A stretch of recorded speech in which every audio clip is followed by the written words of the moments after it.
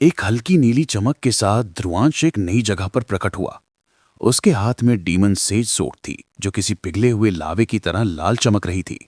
तलवार की सतह पर प्राचीन रून्स धड़क रहे थे, जैसे उसके अंदर कोई दिल धड़क रहा हो।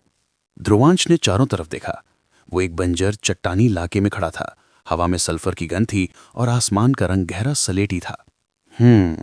ध्रुवांश ने अपनी ठुड्डी खुजलाई। ये जगह, यहां तो मैं शायद पहले भी आ चुका हूं। हाँ, टेलीपोर्टर वॉच मिलने से पहले मैं यहां आया था। उसे याद आया, ये वही जगह थी जहां वो रिया, अनिकेत और जिया के साथ पहली रेड पर आया था। ध्रुवांश ने सिर झटकते हुए अपने असली मकसद पर ध्यान दिया। अमेलिया, तुम श्योर हो ना कि यहां पर कोई पावरफुल डीमन मिलेगा? मुझे टाइम पास नहीं करना है। सिस्टम से आवाज आई। आंसर मास्टर, लिक इन आ गैप्स। अमेलिया की आवाज ऐसे कट रही थी जैसे कोई पुराना रेडियो खराब हो गया हो। उसकी आवाज में ग्लिच आ रहा था। अरे, इसको क्या हो गया? अभी तो अपडेट हुई थी। बड़ा ही सस्ता सिस्टम मिला है मुझे। चाइनीज माल है क्या? अमेलिया ने कोई जवाब नहीं दिया। ध्रुवांश ने कंधे उचकाए और अपनी सेंसिंग एबिलिटी का इस्तेमाल करते हुए आगे बढ़ने लगा। उसे किसी तगड़े डीमन की तलाश थी। वो कुछ ही कदम आगे बढ़ा था कि अचानक हवा का रुख बदल गया। सन्नाटे को चीरती हुई एक मादक और ठंडी आवाज गूंजी। बहुत वक्त लगा दिया आने में, ध्रुवांश। ध्रुवांश रुक गया। उसके आसपास गाढ़ी काली धुंध फैलने लगी। देखते ही देखते बंजर जमीन गायब हो गई और उसकी जगह काले संगमरमर से फर्श ने ले ली। चट्टानें गायब हो गईं और उनकी जगह विशालकाय खंभे खड़े हो गए। जब धुंध छटी तो ध्रुवांश ने खुद को एक विशाल काली महल के अंदर पाया। सामने एक ऊंचे सिंहासन पर एक बेहद खूबसूरत लड़की बैठी थी। उसने काले रंग के बहुत ही छोटे और कामुक कपड़े पहने थे जो उसके दूधिया शरीर के सिर्फ कुछ जरूरी हिस्सों को ही छिपा रहे थे। उसके बाल रात की तरह काले और लंबे थे और उसकी आंखें ऐसी थीं जिनमें डूबने वाला कभी वापस नहीं आता। ध्रुवांश उसे पहचानता था बहुत अच्छे से। वो डेथ एंजल थी। ध्रुवांश ने हैरानी से कहा, डेथ एंजल, आप यहाँ? और मुझे ऐसे अचानक बुलाने की क्या वजह थी? मैंने कोई रूल तोड़ा क्या? वो कातिलाना अदा वाली खूबसूरत बाला मुस्कुराई। वो अपने सिंहासन से उठी।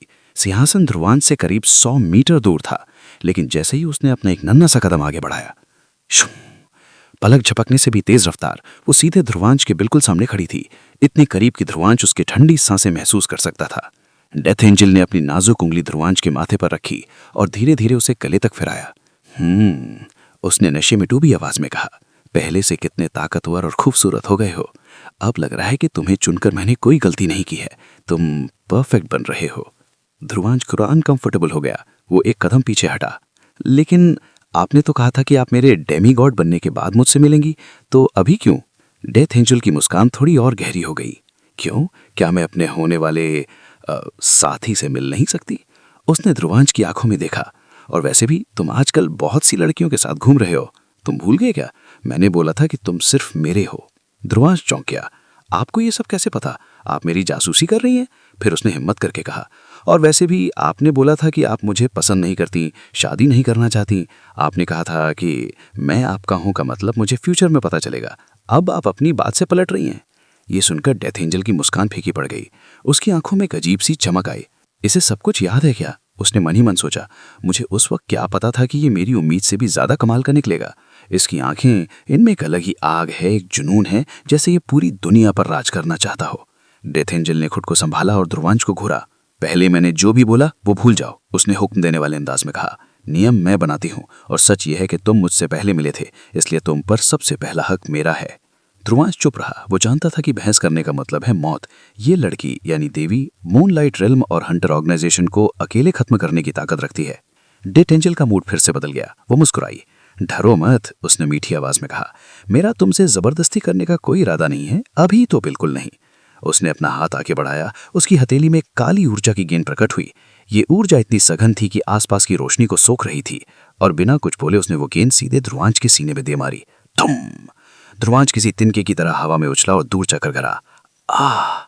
उसके सीने में तेज दर्द हुआ। उसे लगा जैसे किसी ने उसकी पसलियों में हथौड़ा मारा हो। वो धीरे धीरे खड़ा हुआ, अपना सीना सहलाते हुए। ये हमला क्यों? ध्रुवांश ने कराते हुए पूछा। तभी डेथ एंजल फिर से उसके एकदम करीब आ गई। उसने अपने अंदर कुछ अलग महसूस नहीं हुआ क्या? पूछा। ध्रुवांश ने आंखें बंद की और अपनी बॉडी को स्कैन किया। उसे महसूस हुआ कि वो काला गोला उसके शरीर के अंदर समा गया है, लेकिन उसे नुकसान नहीं पहुंचा रहा। वो उसके कोर के पास स्थिर हो गया है। डेथ एंजल ने समझाया, ये सबसे पावरफुल स्पेस एलिमेंट का एक हिस्सा है। जैसे ही वक्त मिले इसे रिफाइन कर लेना, ये तुम्हारे बहुत काम आएगा फ्यूचर में। ये मेरा तोहफा है। फिर उसका चेहरा गंभीर हो गया। और हाँ, एक चेतावनी। उसने ध्रुवांश की आंखों में गहराई से देखा। वो लड़की जो तुम्हारे दिल के बेहद करीब है, उससे थोड़ा संभल के रहना। वो वैसी नहीं है जैसी दिखती है। ध्रुवांश का दिल धक से रह गया। ये सिल्वी के बारे में बात कर रही है क्या? उसने सोचा। इसको कैसे पता कि वो असल में एक एंजल है, या फिर ये उसके फॉक्स वाले रूप की बात कर रही है? क्या सिल्वी मुझसे कुछ और भी छुपा रही है? ध्रुवांश कुछ पूछने ही वाला था कि डेथ एंजल उसके बेहद करीब आ गई। उसने अपने होंठ ध्रुवांश के कान के पास ले जाकर फुसफुसाया। जंगल में सीधे बढ़ते रहना। जिस चीज की तलाश कर रहे हो वो तुम्हें मिल जाएगी। उसकी आवाज बहुत ही नशीली और सम्मोहक थी। ध्रुवांश की सांसें हलक में अटक गई थी।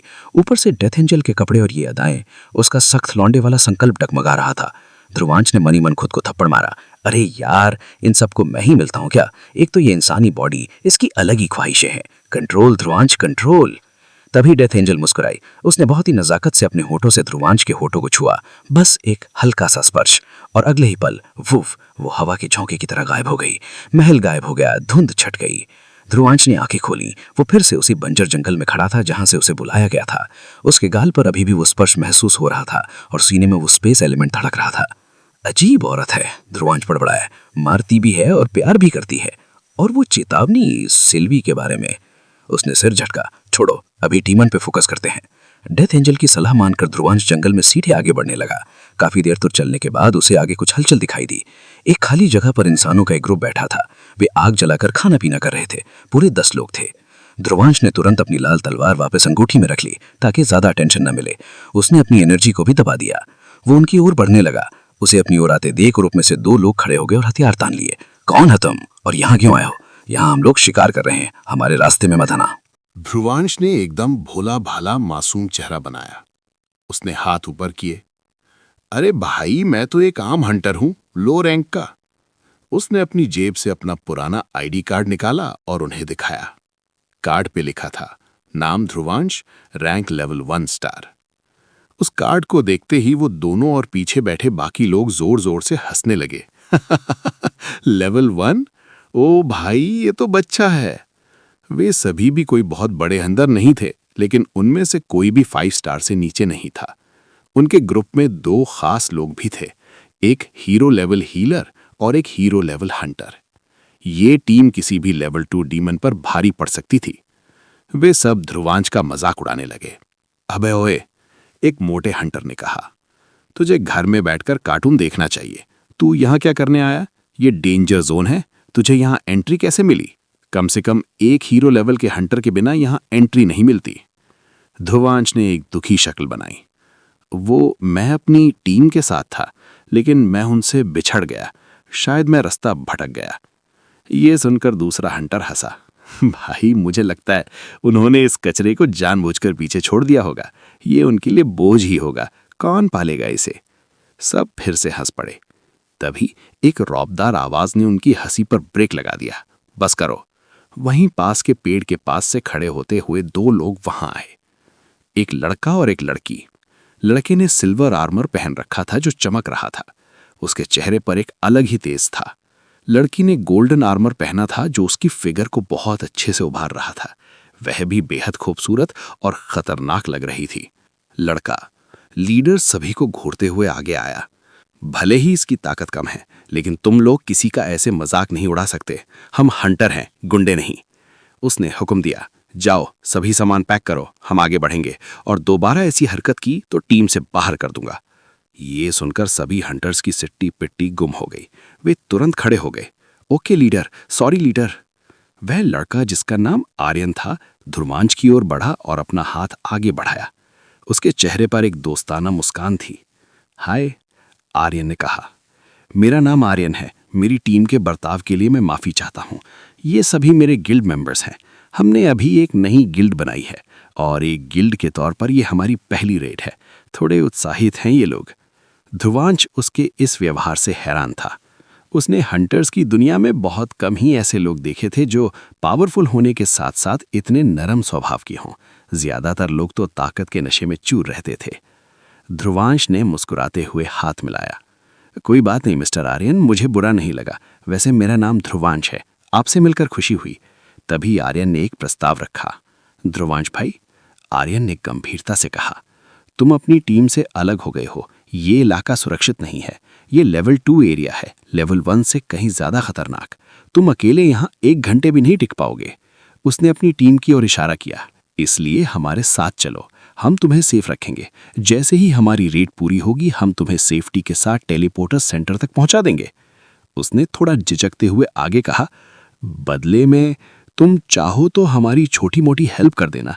क्या है ना, हमारे पास सामान ज्यादा है, तो अगर तुम थोड़ा सा सामान उठा लोगे तो हमारे फाइटर्स कम थकेंगे और हम ज्यादा अच्छे से डीमंस का सामना कर पाएंगे। डील? ध्रुवांश ने मन ही मन सोचा, ये बुरा आइडिया नहीं है। इनके पास जरूर इंफॉर्मेशन होगी कि यहाँ कहाँ पर कितने लेवल के डीमंस हैं। मुझे इनके साथ जाकर पता लगाना चाहिए। जैसे ही मुझे किसी लेवल 2 या लेवल 3 के डीमन का पता लगा, मैं इनसे अलग हो जाऊंगा। उसने चेहरे पर एक आभारी मुस्कान लाई। थैंक यू आर्यन भाई, आपने मेरी जान बचा ली। मैं जरूर आपकी मदद करूंगा।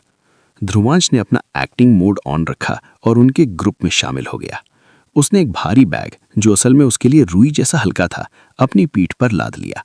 वे जंगल में आगे बढ़ने लगे। आर्यन सबसे आगे चल रहा था और ध्रुवांश उसके थोड़ा पीछे। लेकिन वो गोल्डन आर्मर वाली लड़की, जो आर्यन की पार्टनर लग रही थी, वह बार बार पीछे मुड़कर ध्रुवांश को देख रही थी। उसकी आंखों में एक उलझन थी। उसने धीरे से आर्यन के कान में फुसफुसाया, आर्यन, इस लड़के को मैंने कहीं तो देखा है। इसका चेहरा बहुत जाना पहचाना लग रहा है। क्या वो लड़की ध्रुवांश की असली पहचान जानती है? क्या आर्यन की टीम किसी बड़ी मुसीबत में फंसने वाली है? और ध्रुवांश को जंगल में कौन सा डीमन मिलेगा? कहानी अब सस्पेंस और एक्शन के नए मोड़ पर है।